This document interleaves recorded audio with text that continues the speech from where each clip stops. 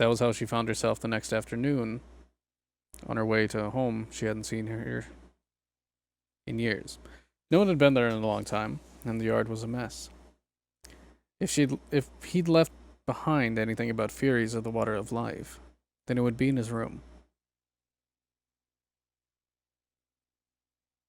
She stopped. There was someone else there. Was it a thief? She held her breath and tried to get a better look. そこにいるのは誰だ? She recognized the voice, but it couldn't. No, there was no way she could mistake that voice. Her chest felt tight. The shape in the back of the room stiffened, and then slowly turned and walked toward her. As he stepped into the light, all her doubts melted away. 久しぶりだな。ずいぶん大きくなったね。There was her father. She ran to him and they embraced. His clothes smelled faintly of chemicals. She'd smelled the same thing many times as a child. よく顔を見せてくれ。少し見ないうちにずいぶん娘らしくなったな。Her heart swelled in her chest, and tears leapt out to her eyes. His worn hand stroked her hair gently. It felt as if all the time they'd spent apart just melted away.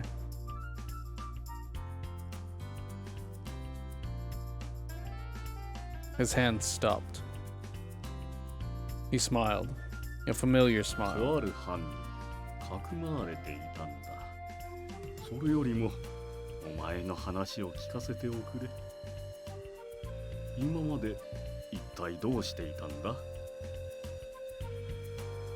She poured out everything that had happened to her since she'd arrived in Kyoto.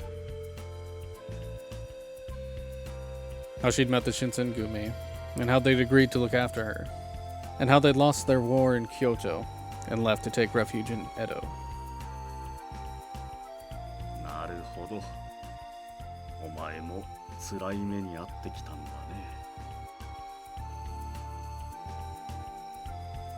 She stopped. Suddenly she remembered what she heard from Kazuma and Amagiri before they'd left Kyoto. What they told her about her father. Perhaps if she asked him, he would tell her the truth.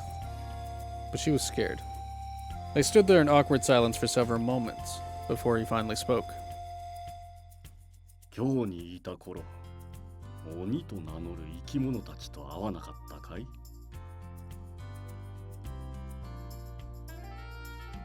He couldn't have known.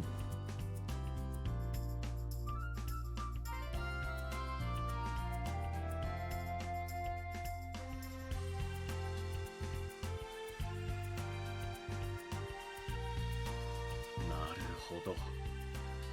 では、もう彼らから聞かされてしまっているかもしれんな。私はね、お前の実の親ではないのだ。She froze, stunned. The man she'd always called father wasn't her father at all. だが、私はお前を本当の娘のように思っている。いや、実の娘以上に大切に育ててきたつもりだ。なぜなら。Then suddenly, the warmth in his voice was gone. She felt his hand tense, and she looked up. His face.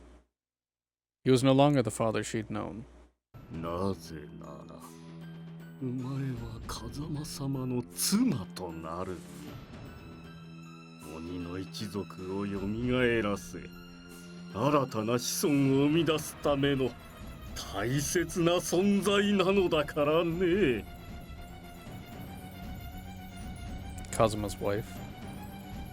Had he just referred to her as Kazuma's wife? She thought she'd been talking to her father, but this man seemed like a complete stranger. Had her father even worn such a horrifying grin before? これからこの国で大きな戦乱が起こる。徳川幕府は間もなく滅び、無秩序と混乱が日の本を覆うことになる。人間どもが同族で争っている隙に、この国を我ら鬼の手に取り戻す。お前はそのために生まれてきたのだよ。 His eyes, brimming with red-rimmed insanity, bored into her own. Through her growing fear, something in the back of her mind spoke up. Her heart thudded in her ears. His mouth twisted into a wider grin, and he laughed. 言ったじゃないか。とある藩にかくまわれていたんだよ。今後徳川幕府に代わってこの国を動かしていくことになる。薩摩という藩にね。A chill ran down her spine, and she took an involuntary step from him. He wasn't her father. He wore his face, but something bad had happened to him. She didn't know what, but he was no longer the man who'd raised her. That happened. さあ来なさい。風間様の妻となり、この国の新たな始祖となるのだ。She shoved him away from her and ran. She had to escape. What had corrupted her father was a mystery, but she could see quite clearly that he wouldn't listen to reason. She could just make it back to the Shinsengumi. こんなところにいたのか。聞き分けのない子だね。How? Only moments before he'd been inside, but now suddenly he was standing in front of her. 聞き分けのない子にはお仕置きをしなければならない。 His eyes began to glow with golden light. No. さあ一緒に行こう。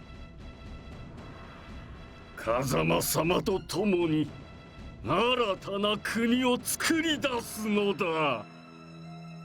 On his head were the same terrible horns she'd seen on Amagiri. Her mind was reeling. What was going on? Nothing made sense. この角が気になるか。そうだろうな。鬼の血を引いているとは言っても、私の血はお前や風間様とは比べ物にならぬほど薄まってしまっている。鬼本来の姿になることすらできぬほど人に近づいてしまっているのだ。だが落ち水が私の鬼の血を取り戻してくれた。どうだこの美しき姿は。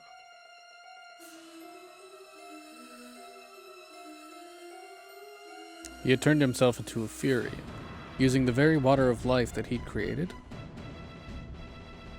さあ来るんだ。そして風間様と共に新たな鬼の楽園を作り出そう。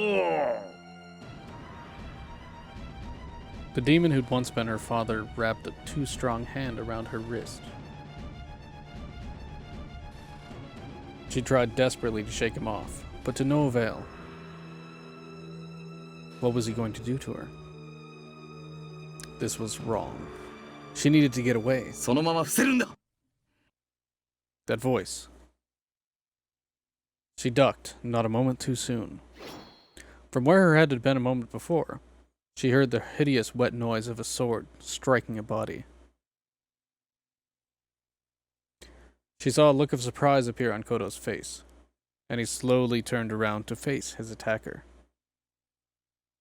There stood 何故断りもなく勝手に豚舎を飛び出した。江戸でお前が行きそうな場所といえばここ以外にあるまい。 He gave her a glare, then turned to Kodo. His hand tightened on his sword's hilt. お前は下がっている。行動さんとは俺が戦う。いいから下がっていろ。 His voice was hard and quick, and it was clear that he had little patience for her at the moment. She took several steps back. Was he going to be okay? Saito was a fury now, and it was the middle of the day. Wasn't he in pain? やれやれ。親子の感動の対面を邪魔するとは無粋な人だ。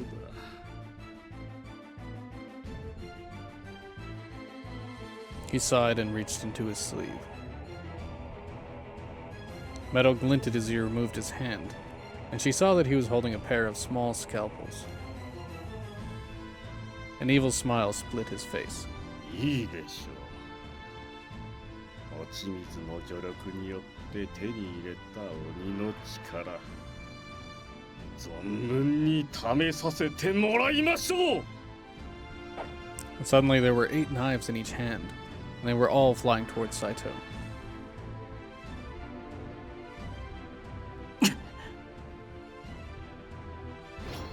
He deflected the tiny knives with the flat of his blade, then leapt forward and brought it down toward Kodo.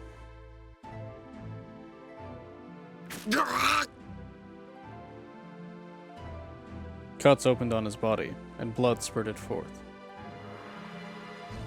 She covered her eyes, unable to watch. No matter what he'd become, the man Saito was fighting still had the face and the voice of the father who'd raised her.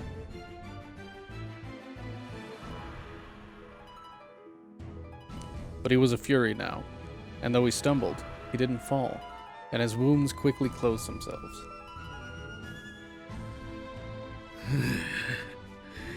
危ないところでした。もし落ち水を飲んでいなかったら、あっという間に殺されていたでしょうね。引くつもりはないのか。今ので実力の差は理解できたはずだ。 Even if Kodo had become a fury, his training was in medicine, not warfare. He couldn't possibly fight Saito. Nonetheless, it seemed he had no intention of giving up. 退くですって？これはいい。この国の支配者となる私があなた方人間を恐れなければならない理由がどこにあるのです？ His body shook with an insane cackle, and he let fly another cloud of knives. 愚かな。 Again, Saito deflected them with his blade. One of his own knives ricocheted off Saito's sword to bury itself in Kodo's chest. A gout of blood spurted out. Saito grimaced, and his face went pale as Kodo's blood touched him. He had scarcely moved during the fight, but suddenly his breathing was fast and heavy, and she could see beads of sweat forming on his forehead. おや、どうしたのでしょう。先ほどに比べて動きにキレがないように見受けられますが、たったあれっぽっち動いただけで疲れてしまうほど体力がないようにも見えない。ということは。 His smile was cruel. He'd been fine until the blood had touched him. That had to mean.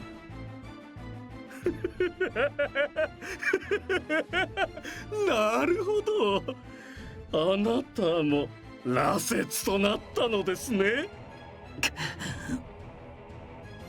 None of Kodo's knives had touched him, and yet Saito's face was contorted in pain. ほらどうです。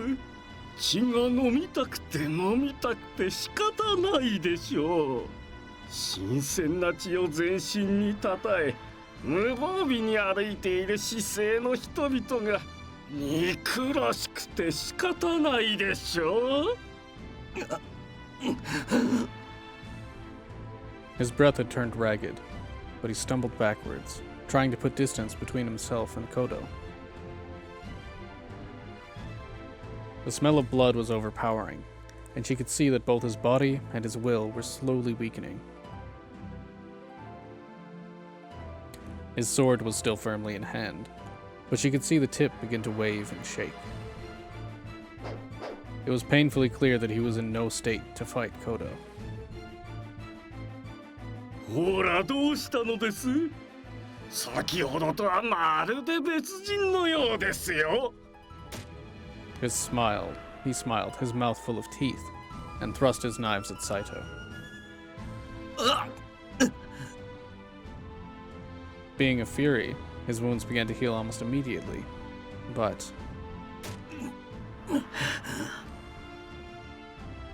the blood coming from his own wounds seemed to only intensify his pain. But he remained on his feet and lifted a trembling arm to point his sword at Kodo.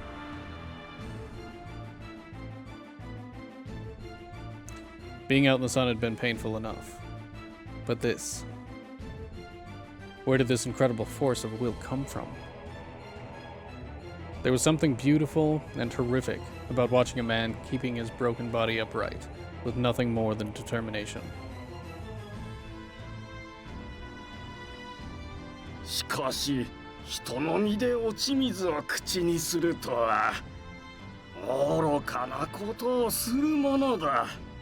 あなた方人間の体は我々鬼とは比べ物にならぬほど脆い。落ち水を飲んで一時的に力を得たとしてもいずれは正気を保てなくなりやがては人を襲うだけの化け物となり果てる運命だというのによくもまあ修羅の道を選び取ったものです。浅はかとしか言いようがない。 She didn't want to believe him. It couldn't be true. But if it was, what was going to happen to Saito? Would he really become a monster? そうです。悲しいでしょう。絶望したでしょう。落ち水を飲んでしまったあなたはもう人には戻れない。安穏とした生活など望むべくもないのです。 Saito met Kodo's gaze, his face deathly pale. 安穏とした生活など望んだこともない。敵地で刀を交えれば生きるか死ぬかどちらか一つ。命を惜しいと思うならば鼻から腰に刀など刺しはしない。どこまでも強がりよ。いいでしょう。どこまで本気なのか確かめさせてもらいましょう。 A new set of knives appeared in his hands. お待ちなさい。He stopped, frozen. That voice. She'd heard it before.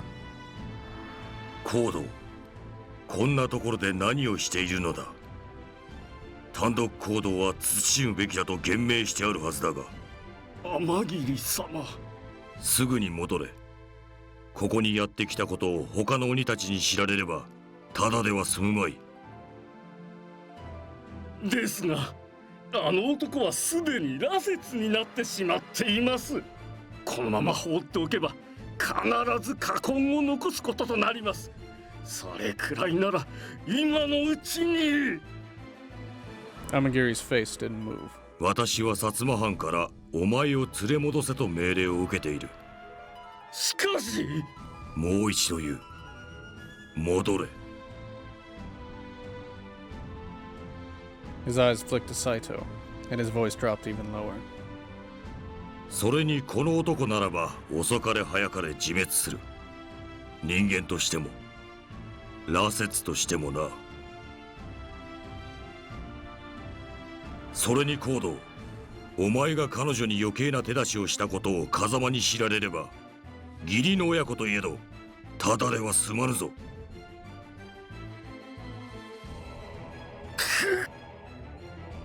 He glared up at Amagiri, his jaw working furiously, but said nothing.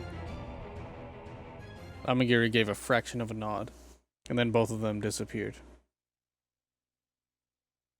Saito sagged with relief and slid his sword back into its scabbard.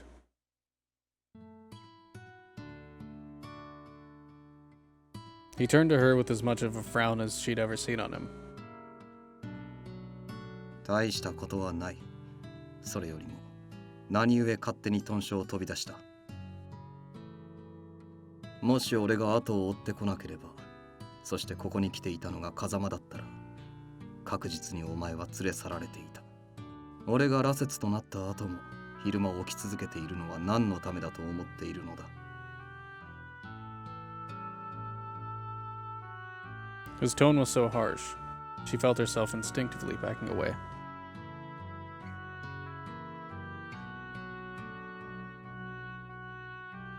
謝るのではなく、ここに来た理由を言えと言っている。She hesitated. Did she really want to tell him?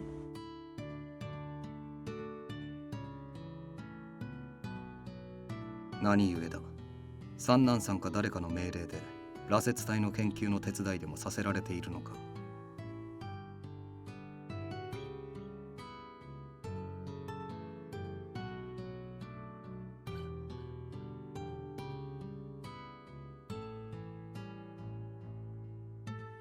Saito looked taken aback, as if the idea that someone would be concerned for his welfare had not ever occurred to him. 別に辛くはない。It seemed an especially ironic thing for him to say when his face had about as much color as fresh snow.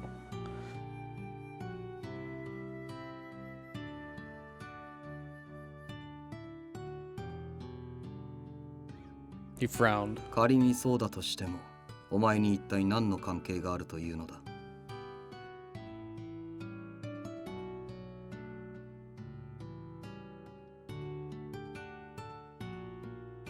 But Saito didn't respond. Instead, he glanced around the street, then squared his shoulders and spoke. 豚書を開けたまま来てしまった。もう用は済んだのだな。では戻るぞ。She actually wasn't done. She hadn't even started. But she'd caused enough trouble for Saito already, so she simply nodded and followed him off down the street. They'd only walked a few feet when he groaned and doubled over in pain. His face was strained and his jaw was tight. なんでもない。静かにしていればすぐ治る。His breath was coming in painful gasps. It was most certainly not nothing. He was beginning to sweat profusely, and his hands clawed desperately at his body. There was only one explanation.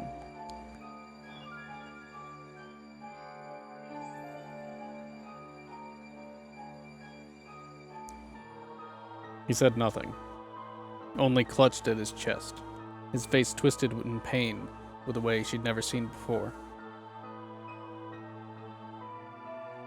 Oh man! Oh man, what a decision. What a decision. Tempting? Tempting? Really tempting. Ooh.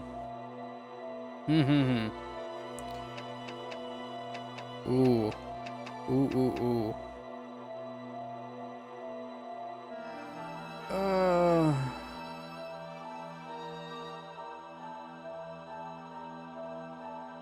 Because giving him blood would mean giving him demon blood. Medicine is a temporary sedative. Make him endure it is what he wants. Demon blood, though. Because apparently, from what we've learned, is that if a demon takes the water of life, it strictly makes them stronger and does not have any adverse effects on them, I guess. But Saito obviously doesn't want blood. But he is my bodyguard. Give him blood. Heisuke had told her that blood was the most effective way to counteract the pain. There was no time to think then. She pulled her sword and drew the edge of it across her finger.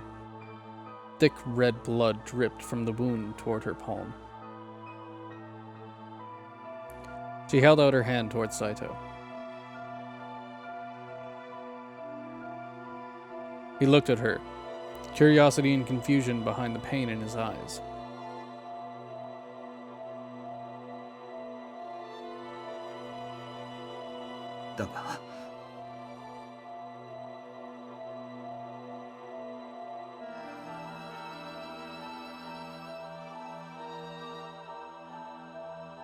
She held out her hand again.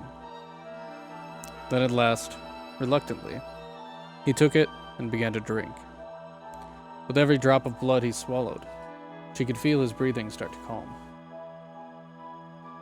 Eventually, he stopped, and his lips pulled away from her finger.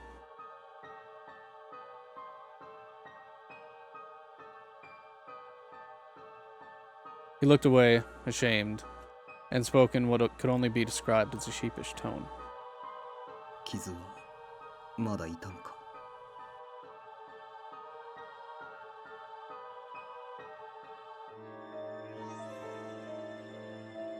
She tried to be as cheerful as she could, to cheer him up and make him feel less guilty.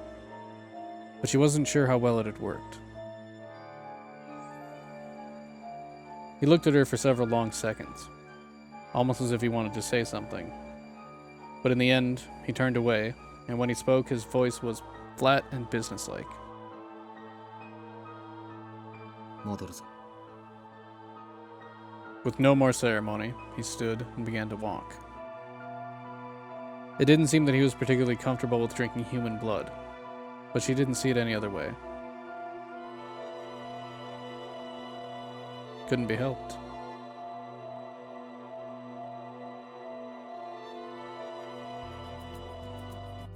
Shimada met us as they walked back into the mansion.